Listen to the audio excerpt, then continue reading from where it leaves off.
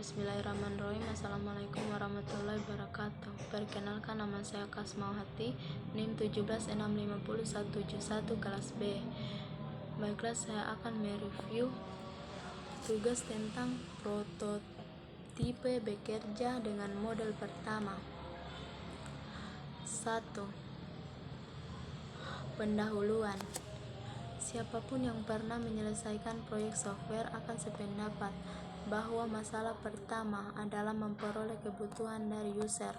Permasalahan kedua adalah berdasarkan persetujuan spesifikasi fungsional atau FS. FS mencoba untuk menggambarkan sistem yang berbasis grafik dan narasi, tetapi gambar dan penjelasan tidak dapat menerangkan cara sistem tersebut berjalan, berlaku, dan mempengaruhi bisnis user. Sebagai tambahan, FS biasanya menimbulkan kesalahpahaman jika dibaca semuanya. 2. Teori di belakang prototipe. Apakah Anda membeli mobil dari proses penjualan? Keuntungan dari prototipe adalah menghasilkan syarat yang lebih baik dari produksi yang dihasilkan oleh metode spesifikasi tulisan.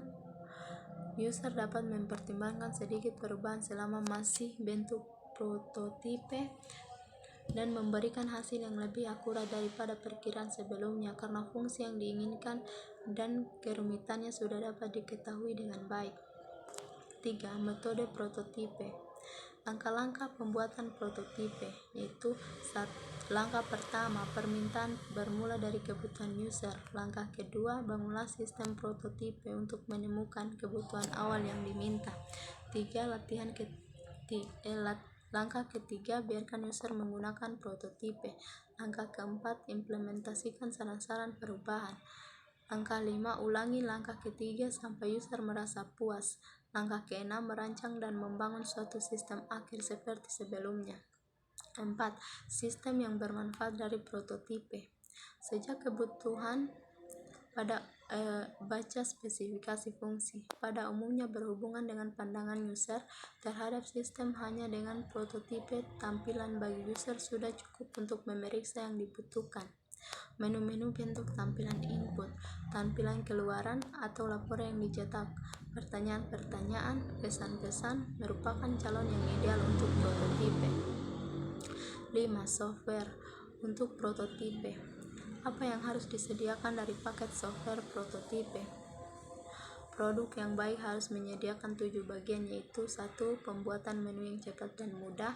2. Pembuatan tampilan input dan output. 3. Penyelarasan. 4. Software harus menghasilkan sebuah data dictionary secara otomatis. 5. Software harus dapat menyusun database sesuai harapan. 6. Mencari hasil dengan query online secara tepat ke data yang didaftar pada database. 7. Apakah yang dibutuhkan meliputi logika yang rumit atau perhitungan yang diperlukan prototipe?